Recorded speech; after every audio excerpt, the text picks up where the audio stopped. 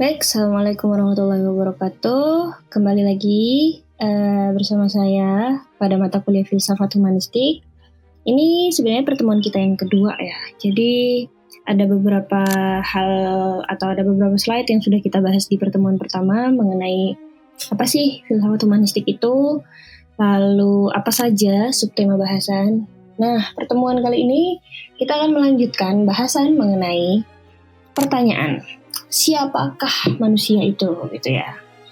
Tapi karena ini pengganti kelas offline atau kelas luring, sehingga ada pertanyaan seperti ini yang mungkin nanti akan saya lemparkan kembali di kelas. Jadi lanjut saja.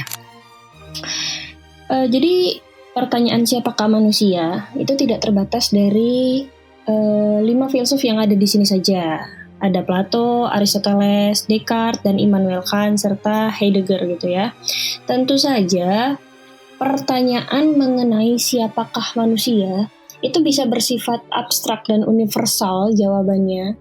Bisa ditinjau dari berbagai macam perspektif atau objek formal atau sudut pandang berbagai macam keilmuan ya. Kalau misalnya filsafat bertanya tentang siapakah manusia, itu berarti menanyakan ontologi manusia. Nah, boleh kalau misalnya teman-teman merasa menjadi seorang filsuf, boleh berpendapat sendiri, tapi mungkin itu tidak akan valid jika dilempar ke wacana umum keilmiahan ya, karena masih bersifat asumsi, sehingga saya memberi batasan terlebih dahulu untuk pengantar itu di 5 tokoh. Yang pertama adalah Plato.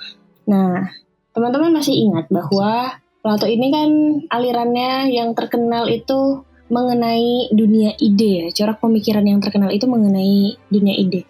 Meskipun menurut Plato, manusia itu terdiri dari jiwa dan badan. Tetapi, jiwa pada manusia itu adalah praeksistensi.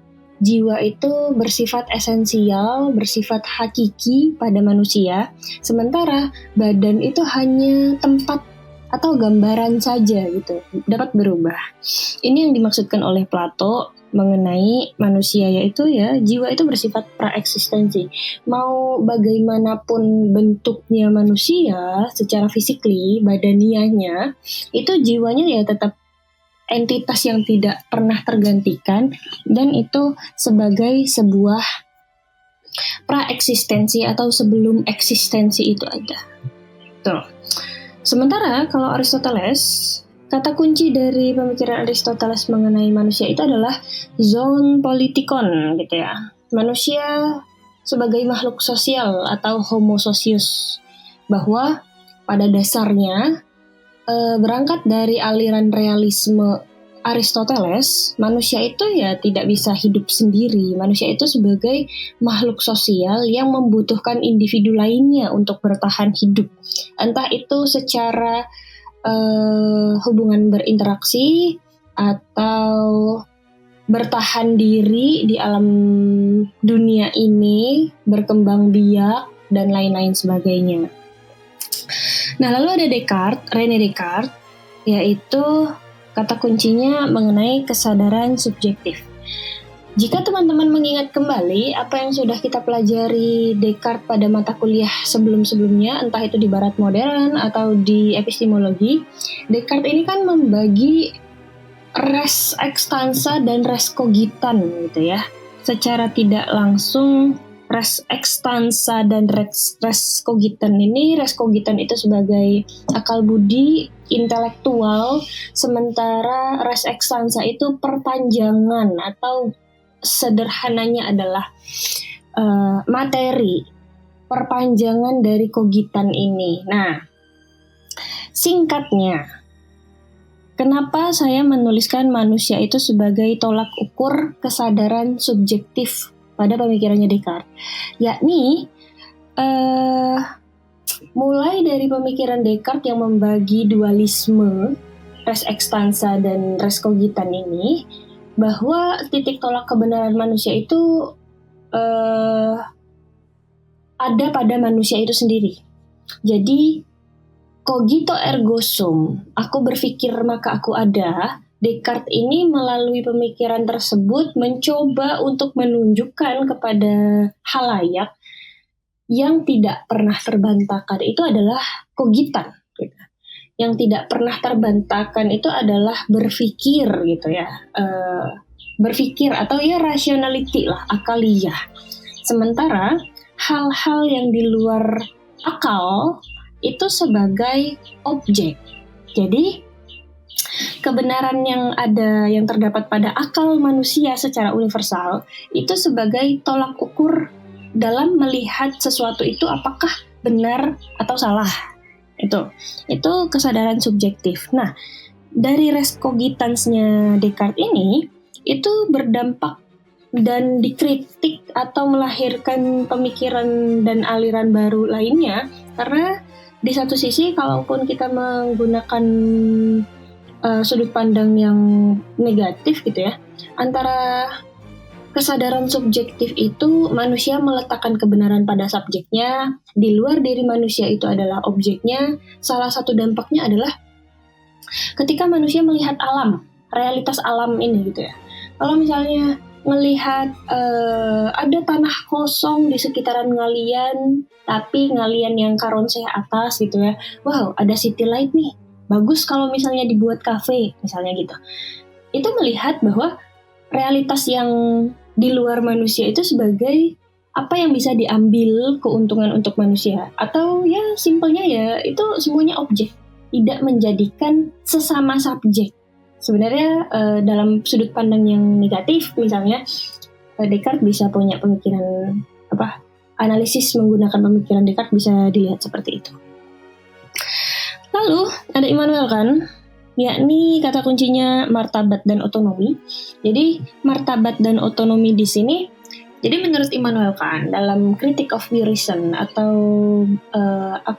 kritik atas akal budi murni gitu ya, kan melihat bahwa sebenarnya manusia itu memang memiliki otonomi diri, yaitu memiliki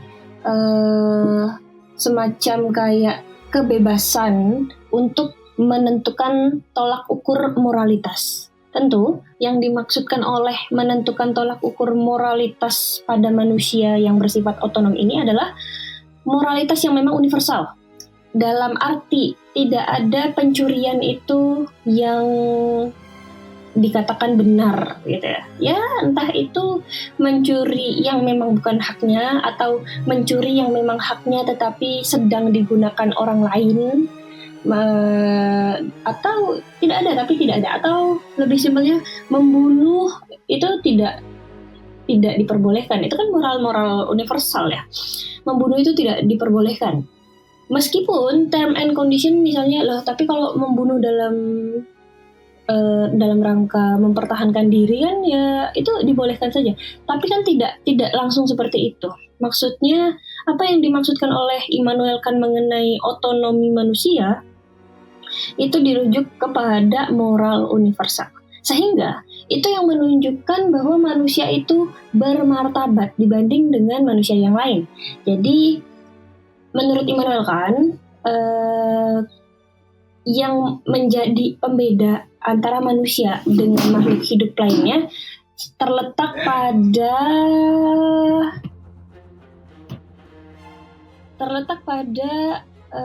martabatnya yang mampu menggerakkan otonomi ini gitu, dan mampu mengendalikan otonomi yang ada pada manusia.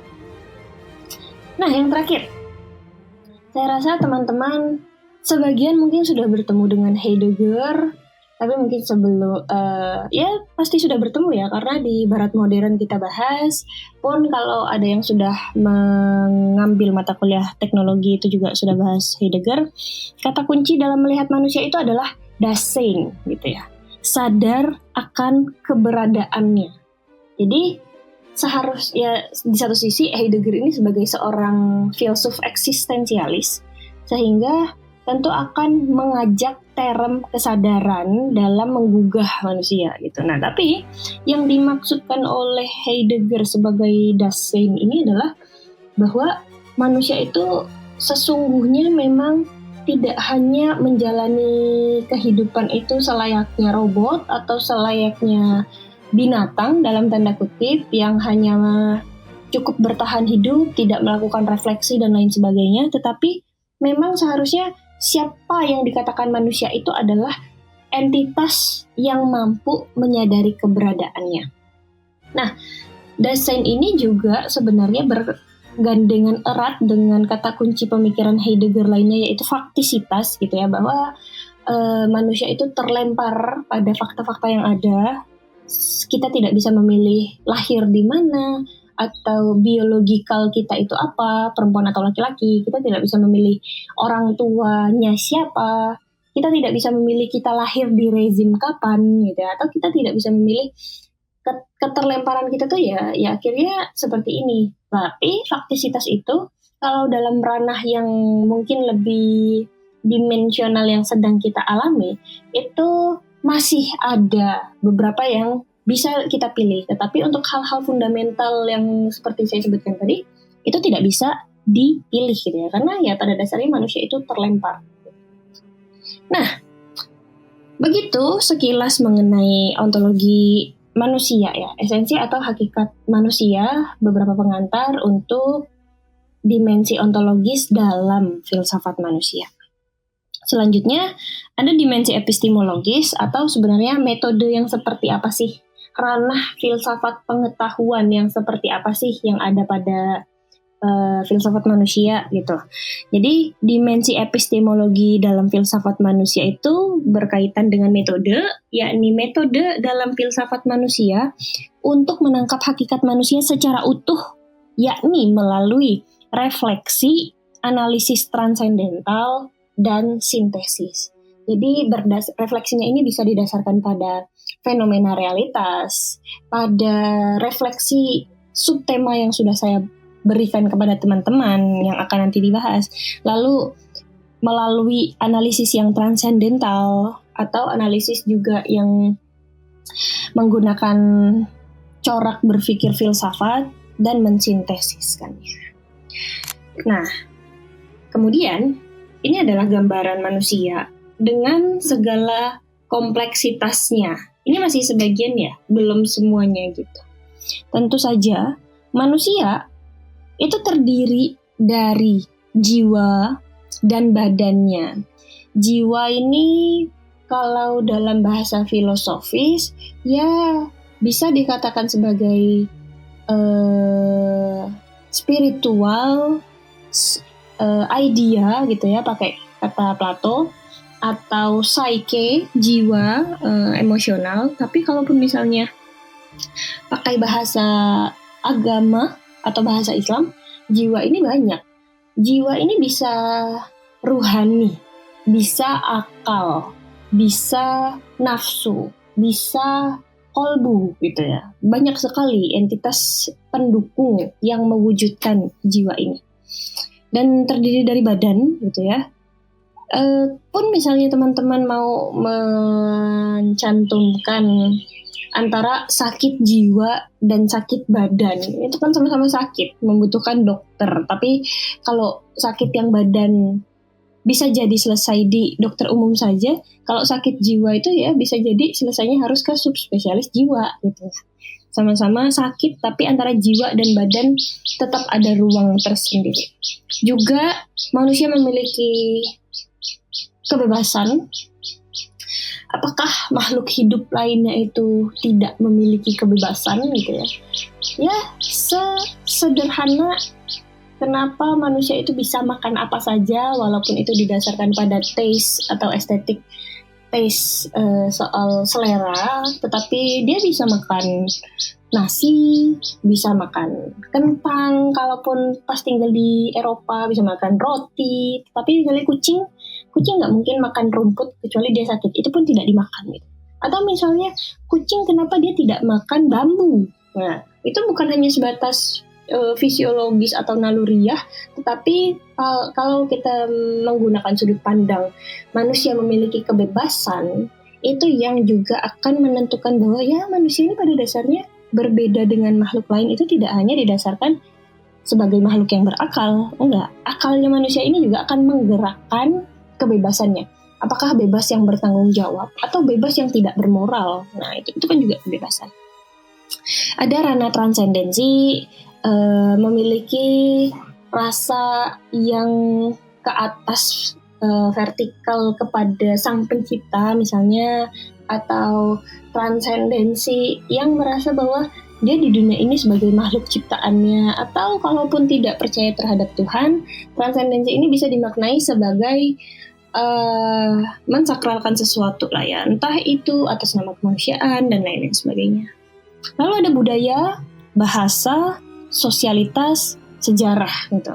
Tentu budaya antara tempat satu dan tempat lainnya itu mungkin bisa cross culture antara budaya barat dan budaya timur. Kenapa kalau orang-orang Indonesia atau ASEAN terutama sudah berangkat haji itu wajib memanggil Pak Haji atau Bu Hajah gitu ya. Sementara kalau di tempat lain mungkin ya nggak ada perbedaan gitu. Atau ya misal lainnya, kenapa kita harus memanggil Pak, Bu? Sementara kalau di belahan dunia barat, ya meskipun terpaut usia yang jauh, nggak mesti manggil Pak, Bu, Kak, Bang gitu ya. Atau bahkan sekelas guru besar atau profesor. Kita ketika seseorang sudah mendapatkan gelar profesor yang sebelumnya kita manggil Pak, akhirnya jadi Prof gitu. Padahal itu tidak berlaku juga. Nah, misalnya gitu, budaya, juga bahasa, sosialitas, dan sejarah. Sosialitas ini maksudnya adalah bagaimana dinamika hubungan sosial, hubungan interaksi sesama manusia atau manusia kepada makhluk hidup lain, entah itu alam, hewan atau tumbuhan gitu ya. Sosialitasnya itu bisa dilihat seperti apa dimensinya. Sejarah, tentu yang membentuk manusia ini adalah salah satu bagiannya adalah sejarah. Bagaimana sejarah itu dibentuk manusia gitu, atau bagaimana hingga saat ini kita bisa mengatakan 5.0 era perkembangan teknologi 5.0 lah misalnya gitu ya. Sebelumnya revolusi. Sebelumnya ada 1.0, 2.0, 3.0, 4.0 hingga 5.0 gitu ya. Era society 5.0 gitu ya. Ya itu bagaimana manusia itu menyejarah, berkembang dari pemikiran satu ke pemikiran lain. Ada juga individualitas. Individualitas di sini tidak berbicara tentang egoistik, tetapi lebih ke semacam kayak bagaimana manusia itu mampu bertahan dengan dirinya sendiri yang terlalu mungkin memikirkan dirinya atau kelompok kecilnya gitu, itu dimaksudkan individualitas.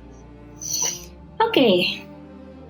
Saya rasa pengantarnya segitu dulu, akan kita next video aja deh bahasan selanjutnya.